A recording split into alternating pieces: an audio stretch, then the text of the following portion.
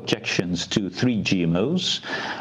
I will be quite short here. I think we have had these exchanges of views on these kind of objections many times already, so I think we know the different arguments. So I ask everyone to be very short and concise and stay within 2 minutes, and I will cut everyone off because I don't want to let the commissioner waiting, and I think everyone understands why I gave more time to the other discussion, because there it is a clear new topic, which is not here the case. The first, I will give the floor to the objector is Tilly Metz from the Greens. Tilly, you have the floor. Yes, good morning, Bas. Good morning, everybody. I had new arguments trying to be in the time, nevertheless. Early this year, my colleagues and I had sent a letter to the Commission regarding GMO imports authorization and the lack of consistency of this authorization with the EU international commitments to protect biodiversity, climate and the environment. In its reply last month, the Commission recognized the need to take sustainability into account in addition to the EFSA opinion when it comes to authorization decision on GMOs.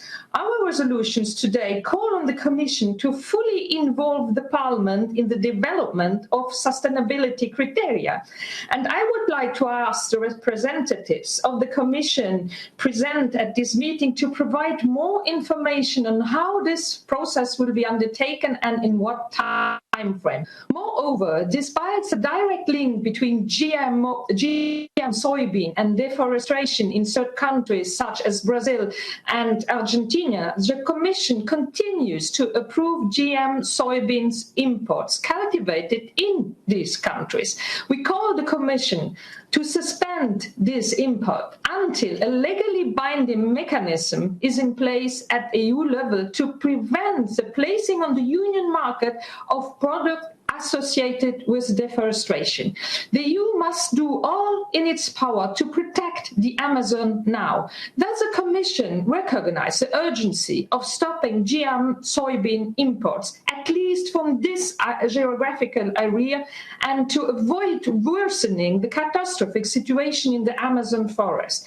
Finally, the Commission repeatedly points out its obligation to take a decision on the GM authorization, which is correct, of course. However, what the Commission fails to acknowledge is that it is legally allowed to reject a GMO authorization request if there is not a qualified majority of member states in favor, which is always the case. Do you acknowledge that the Commission is legally allowed to say no when there is not a qualified majority in favor at appeals committee? Thank you. Thank you very much. I was about to cut you off and really appreciate that you keep it so short. I know it's difficult for such an important topic, but given the time we have to. So quickly to the next objector, Günther Siedel of SND. Herzlichen Dank, Herr Vorsitzender. Thank you very much. The 34th resolution on glyphosate was adopted in May, and the communication of 11th of September, the Commission recognised that it was necessary to take into account the relevant provisions in this area. It's also been recognised that deforestation is linked to soy use. So it's all the more regrettable that after this communication of the 11th of September, on the 28th of September, a further authorization was given, the 43rd.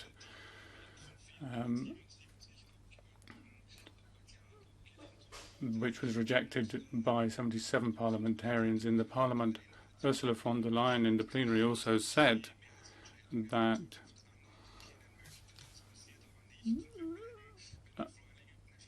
she wanted to recognize such objections in the future, but that hasn't happened here. We find ourselves in a situation where the GMOs are being accepted while there is still considerable reservations. We need to recognize the impact on the environment and not exclude potential impacts in the authorization process. Thank you. Thank you very much. And the third objector from the GUE, Anja Hazekamp. Thank you, Bas. In addition to what Ms.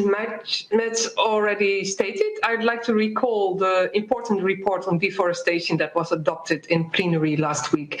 The report draws attention to how production of GMOs can be a key driver of deforestation, particularly in Brazil and Argentina, and believes that imports of GMOs into the Union should be ended. It also clearly recalls that meat consumption here contributes to deforestation outside of the Union by way of increasing demand for cheap GMO animal feed, particularly imports of GM soybean. We need to end the risky and devastating business of importing GMO crops, and especially the ones which are proven to increase the use of very hazardous pesticides and increase deforestation. I count on the support of my colleagues again to mark this point by supporting these objections. Thank you.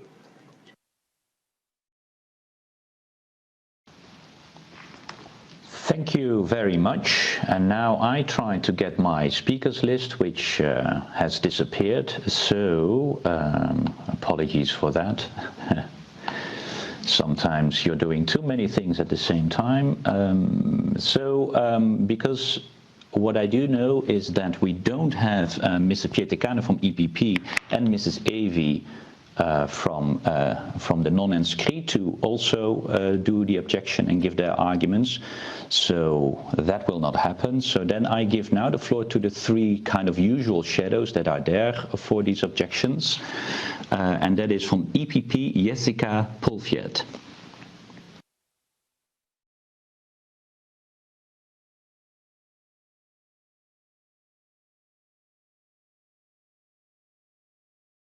Ms. Pulviet, can you please press the speak button? Yeah, now I think it works. Thank you, Chair, and I will keep it brief. It's a number of MEPs that have submitted objections to these three decisions by the Commission to authorize the placing on the EU market of products containing or consisting of genetically modified soy and maize. Among other things, these crops are tolerant to glyphosate. And these objections claim that glyphosate is dangerous and that the Commission's decision therefore pose a risk to food safety and to human health. Yet the Commission has made these decisions after evaluations by EFSA and relevant committees. And as you all know, I think it's important to embrace both innovation and beyond all that also stand up for scientific assessment and the opinion of the EU experts. So the conclusion is the same as every time, and I've said it several times that my group's position has not changed in that sense. So therefore we oppose these objections. Thank you. Thank you very much, and apologies for slipping out on my speaking list, and thank you for staying within time. For Renew, I have Jan Huytema.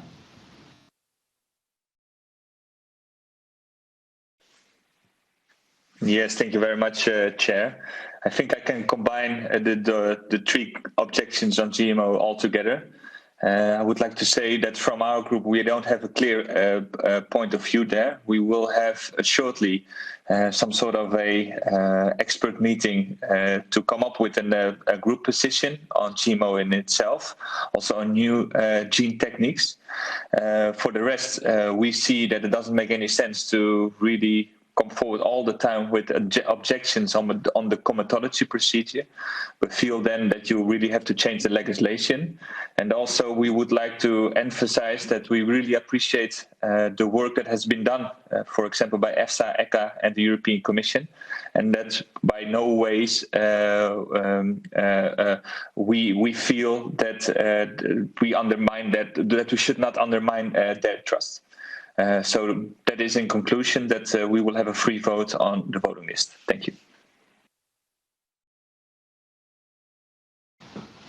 And thank you very much. And I have as final speaker for ECR, Alexander Vondra.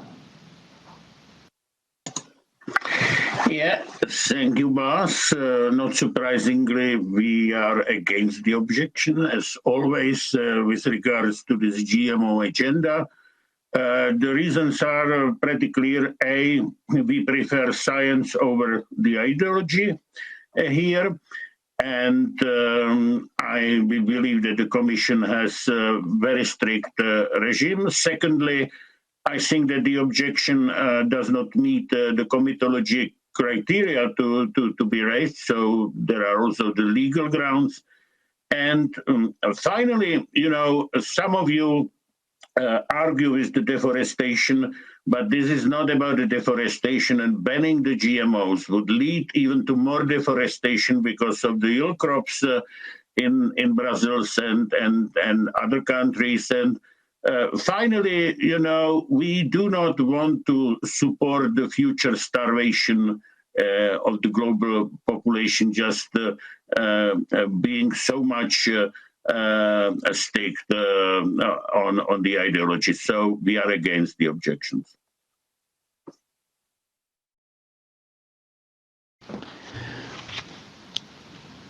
Thank you. Thank you very much indeed. And that will conclude this discussion. The different groups have been speaking and have made their positions clear. And now, as always, as the final speaker, I will give the floor to Director Sabine Jüliger from DG Sante.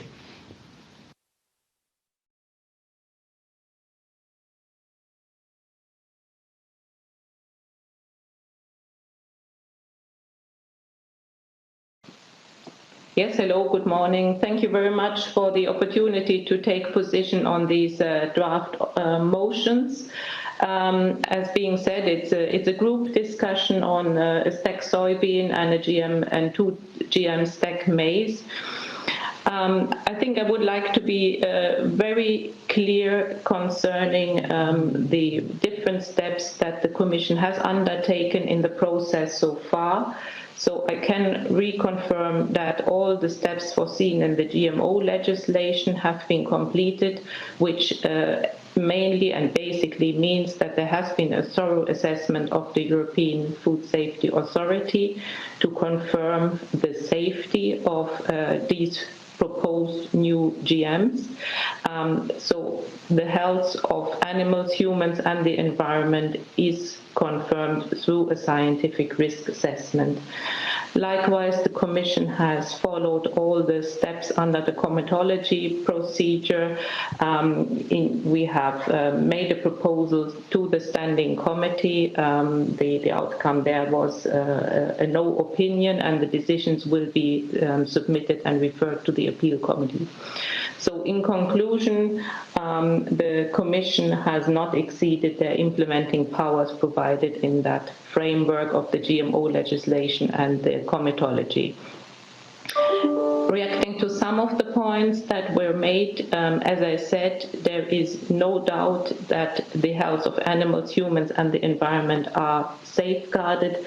This is the outcome of a very thorough risk assessment process of the EFSA, which, by the way, also includes an assessment of the crops that they are in their sprayed form, so also the effect of potential use of authorized pesticides has been assessed.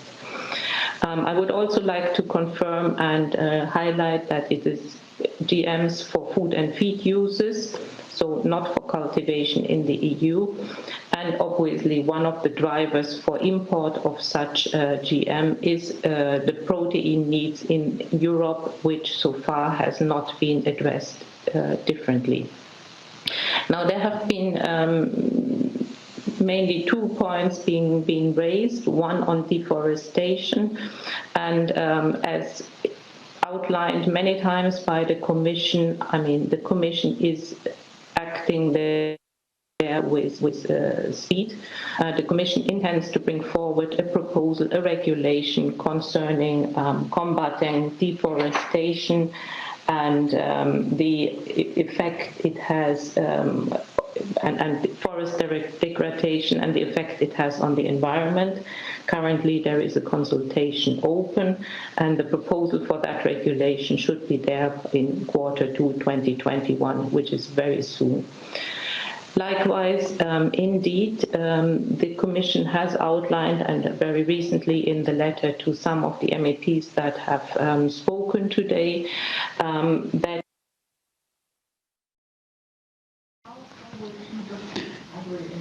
it was not me, but to be very honest, the connection apparently decided to close it off. So it was not the chair doing that, but I have to say that I was close to closing the topic anyhow. So apologies again, but we are very limited in time. I think I made that point quite clearly several times, and I think the different arguments have been exchanged. So with that, I do close this topic. There are 3 objections on 3 different GMOs, which indeed have been discussed as a package, and we will take the vote on these objections also after we have dealt with the next item.